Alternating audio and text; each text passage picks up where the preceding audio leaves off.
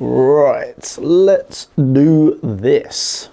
Hey, what is up everyone and welcome back to the channel. My name is George Achillea and I'm here talking about Watford 0, Tottenham 0. Now, yes, I did go to the game today, so normally you would expect a vlog. However, this game honestly had pretty much nothing to show for it, apart from a couple of reactions to the penalty save.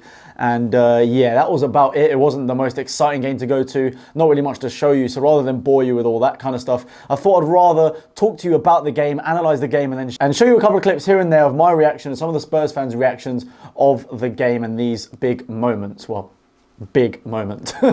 So obviously we do as normal, we go to the game, we head up to Vicarage Road, obviously following the fans in. Me and my cousin made it about probably 10 minutes before kickoff. We weren't really in a big rush, there wasn't much to do beforehand, so we went straight into the ground, grabbed ourselves a hot dog and then went to our seats. Now, as the main thing that I love about away days and what I love showing you guys is the atmosphere and what you can feel with the Spurs fans and the passion and the emotion. There was a lot of that at the beginning of the game, a lot of chanting, was quite a loud away end, and I think the stadium allows for that. It's quite a small, tight-knit ground. You're very close to the pitch. And when all the away fans are compact like that, it's really easy to create a good atmosphere. So for the first, I'd say 15, 20 minutes, the atmosphere was great. A lot of chanting from the Spurs end, a lot of us back in the team, which is what you want to see on an away day. Now, unfortunately, as I was saying, like the first 15, maybe 20 minutes, but definitely I'd say the first 15 minutes, we were on fire. We actually looked very, very, very good going forward. We played probably about 3 or 4 long diagonal balls over the defence, over Mariappa's head for Son to pick up.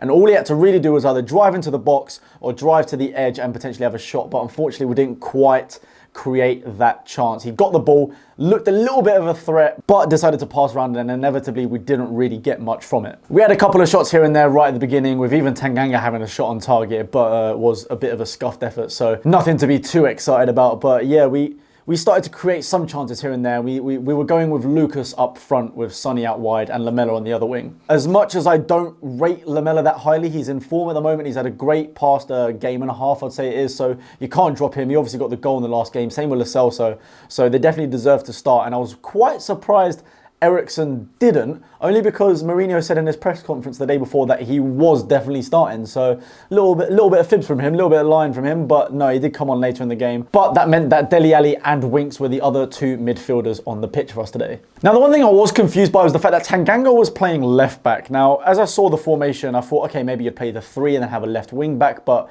we didn't have Sessegnon on for that. So maybe I thought we were going to do Vertonghen left back. And to be honest, I was kind of glad it was Tanganga instead of him, because we all know that Vertonghen is losing his legs, he's losing his pace.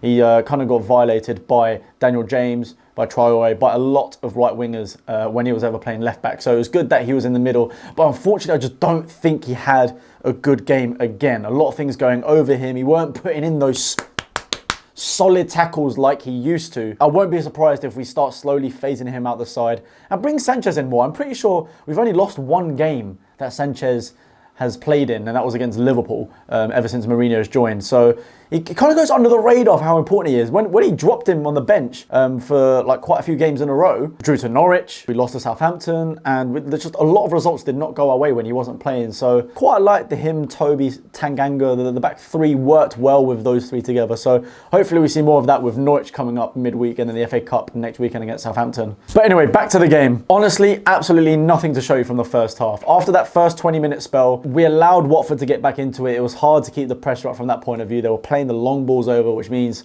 you couldn't really do any high pressing once they were doing that. It just felt like a bit of a sloppy end to the first half and nothing exciting. So I'll leave you with my half-time thoughts. So roll the tape. Half-time 0-0, yeah, absolutely nothing to show that half. So unfortunately it's going to be a very quick vlog unless something changes second half. But I don't know, man, I feel like we started the first 15 minutes off really well, and then kind of just been slow ever since. The counter-attack's been very slow, and so Drury and a lot of people on the right don't seem to be putting the crosses in, but hopefully the second half is a bit more exciting.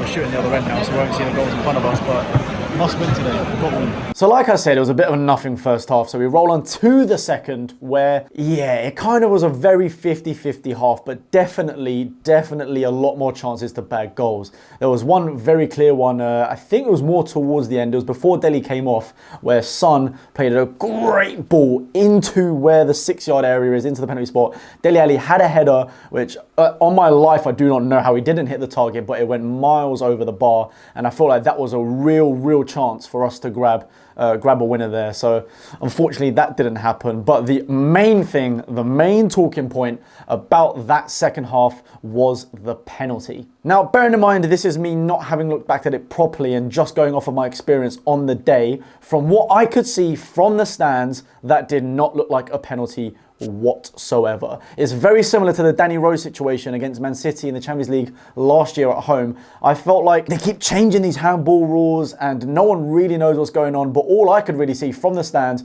was Lo Celso and Vertonghen both dive in to block the shot, and all of a sudden they're given a penalty for handball. At a first glance, it didn't even look like it hit anyone's hand, but I'd obviously take their word for it and and Twitter's word for it that it was. But either way, it shouldn't matter. When you're sliding in to block it as a defender, as long as it wasn't as intentional as what I just seen the Bournemouth player do, where he literally pulled off the save of the season, diving and putting the ball away. If you're not doing that and you're literally just sliding in, how is that not natural for a defender to have his arm maybe slightly away from his body? Like, what are you going to do? You're going to slide in with your arm taped behind your back? You can't slide in without some movement of your arms to create the momentum. For me personally, I thought it was a bit of a joke, and that's what I thought at the time. But anyway, roll on to my reaction of the penalty. Are you serious? No. Are you serious? But even if he hit his arm, it's not going to happen, is it? And he's booking him. How can you book him for that? Both Lo Celso and Vertonghen slid in to block the ball, and he's booked him for handball and given them a penalty. I thought it was a great block.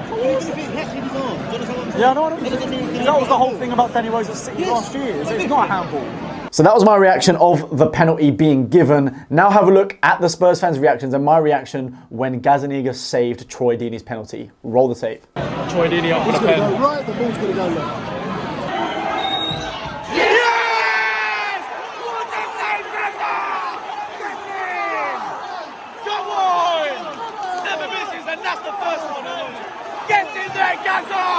Come on!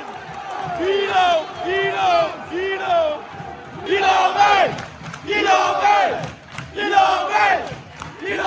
Justice, that's justice. Oh, my heart. Can't believe it. He's going to go right, ball's going to go left. Good call, Uncle G, good call. Yeah, as you could tell, myself, my uncle, my cousin, yeah, none of us had any faith that Gazzaniga was going to save this, because, I mean, Troy Deeney buries penalties, but I'm so happy that today chose to be the day that he didn't. And to be fair, it was a good save, well read from Gazzaniga, so well done, my son, well done. Even though we saved the penalty and even though momentum looked like it was coming back towards us with attack on attack, there was still not enough. We still didn't have that final oomph to get that finish and get a goal. It was great seeing Jedson Fernandez come on as well. Even though he didn't get much game time, I could see like a little bright spark in him. He had quite a bit of flair with his passing. Even though he was playing a centre mid position, he would often drift to the right. He went forward and managed to backheel it to Lamela in one of our goal scoring opportunities. Of the little that we saw of him, I feel like there could be something there. But again, it's too soon to tell. We'll wait and see on Norwich and Southampton and any future game as to whether he's a proper footballer or not. But now the only final bit of drama was in the 93rd minute. 1 minute left of the game and Watford make a goal line clearance when the ball was 1 millimetre away from going in. 1 millimetre. This must have been the closest goal line tech decision for it not being a goal. Honestly, if you see the picture, which, you know what, I'm going to stick it up right here on the screen, I actually am quite gobsmacked that didn't go in. I mean, fair play to the Watford player for getting there back in time, and you can't argue it. Goal line technology is fine because the camera can stay still. The goal's not going anywhere. It can be accurate. The difference with VAR is that obviously you're looking at angles that aren't necessarily straight. The frames aren't necessarily right because of the player's movements, but whereas you know that the goal isn't going anywhere, so the goal line tech can make the correct call. But just why? Why couldn't it have just been a little bit over the line? And that would have been amazing amazing to get those last minute winners. But yeah, man, it just was not our luck today at all. We saw Mourinho after having a go at the ref saying there should have been a red card, which I totally agree with. There was this massive scrap going on between Winks, Vertonghen, Decore. So again, I'm going to have to look at that back because, I mean, at the time, when you're looking at it from the stands quite far away, I mean, obviously it's different when it's on TV. It paints a different picture, it's a different scenario. But from where we were, it looked like Decore was extremely frustrated and blocked Winks from standing up. Winks obviously retaliated slightly, but then Decore went and then pushed him. It looked like it hit him to the ground. And then when Vertonghen went to stop him, also lashed out at Vertonghen as well. And I was very, very, very surprised that he only got a yellow in that case. But then again, it doesn't matter because I'm pretty sure he was the one that then stamped Tanganga. So regardless, should have been a second yellow to send him off. So I feel like they got away lightly there and not having a sending off. And maybe that could have been the difference between us getting the winner or not. But unfortunately, again, it's just another boring game from Spurs. Nothing exciting. I was going to the match thinking, yeah, okay, Watford may be in form. They may be doing well, but we've got some good attacking options. But the issue is they're all attacking midfielders or wingers. We still don't have a striker. We didn't have that target man. And as good as I think Lucas was today, he's going to struggle by himself. And I know he can win headers, but he's not physically strong enough to take on 2-3 giant centre-backs and just weave in and out of all of them. He needs that help. He needs that target man, which Llorente would have been and would have been the perfect guy. But for some reason, we decided not to extend his contract a year. So that's the main thing I could take away from that. We've got great options with attacking midfielders and wingers, but we don't have that target man now that Kane's out for pretty much the rest of the season. So the main thing I think we need to do is get a striker and get a defensive midfielder, because unfortunately Winks is having to play that role, and even Lo Celso today was very, very deep, which I don't think he can play to his best abilities if he's not in that attacking mid role and not being able to assist, considering he's supposed to really be Eriksen's replacement. And Winks, like we said, he's not an outright defensive midfielder. He's not a DM. He's a centre mid. So I feel like we're missing a solid DM to block any balls going through, to put these great tackles in so the defence can do less and not a lot of the pressure's just left on them. But then we also need that target man, that striker. We need to just go in for, like, honestly, players that we could get. We were linked with Piatek, the AC Milan striker. Good option, seems to be a great option, especially for a backup. You could go get Giroud. As much as he's a gooner and played for Chelsea, he would definitely come to us, because let's be honest, he wouldn't have done the switch from Arsenal to Chelsea if he was that loyal. And look at his reaction after the Europa League final against Arsenal. He would love the chance to come over to here, maybe score against Arsenal, North London derby as well, who knows. But either way, he's a great impact player and a great backup striker to have. Why not go for your Moussa Dembele's, the ones at Lyon? I think I've been wanting him for ages, since he was at Celtic and even Fulham. Why not go in for him? He's another great striker a young one that could learn from Kane and definitely wouldn't mind being backup, but given the situation, knows that he's going to play the rest of the season as our main striker. Again, we could obviously go for Llorente. Like, there are so many options we could go for, but we definitely need a striker and DM. I think those are crucial positions that we need right now. If we don't get any of those, then I can see this just getting worse. We're not winning games. We've got 2 points from Watford,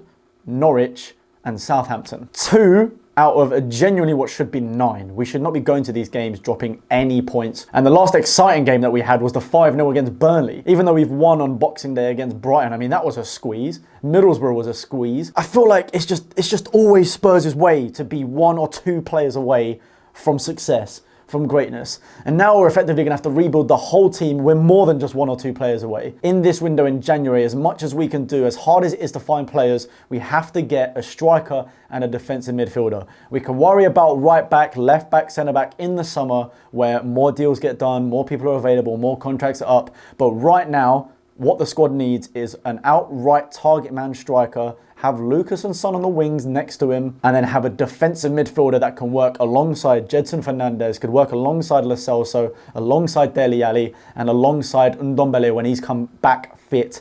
And that will be a proper team. And I mean, I don't know what's up for the season. I mean, we're not going to get Champions League. Top 4 is totally gone. To be honest with you, I would rather us finish 9th or 10th or 8th, just outside of European football. I think Europa League will not help us whatsoever. The fixtures are hard enough as it is, and the amount of injuries that we're getting from the amount of fixtures, I feel like we need to do what Chelsea did a few years ago. If we finish 9th, win the FA Cup. That's an okay season. We've got a trophy. And then next year, we won't have any midweek games. We'll only be in the domestic competitions and we can properly go for the league, which I know Mourinho loves to do in his second season at any club. And once he's had a proper summer to buy the players that he wants to play and build the team that he wants, I think that we could become a force again. But only if we get the right players that want to fight for it, that are determined, young, hungry ones, and that we start building the blocks now. I think the season's gone. The season's a throwaway. Win the FA Cup and it will be a semi-success. That's pretty much it from me. Bit more analytical than usual, but as you can imagine, there was just nothing interesting to show from the game. So yeah, if you want to see more of this kind of stuff, then let me know. I'll be more than happy to do so. But yeah, I enjoyed talking to you guys. I definitely want to do podcasts. I want to do other types of content. So if you want to stick around and watch that, then please make sure to subscribe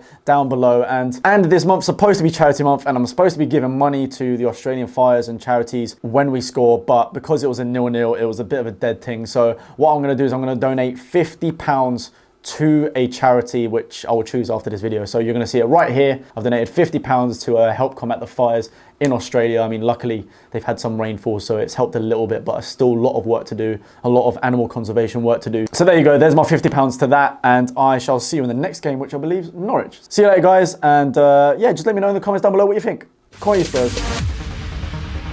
No, there ain't no stopping us. Fly without a boarding pass. Couldn't catch me, I'll be moving fast. Call me a shooting star.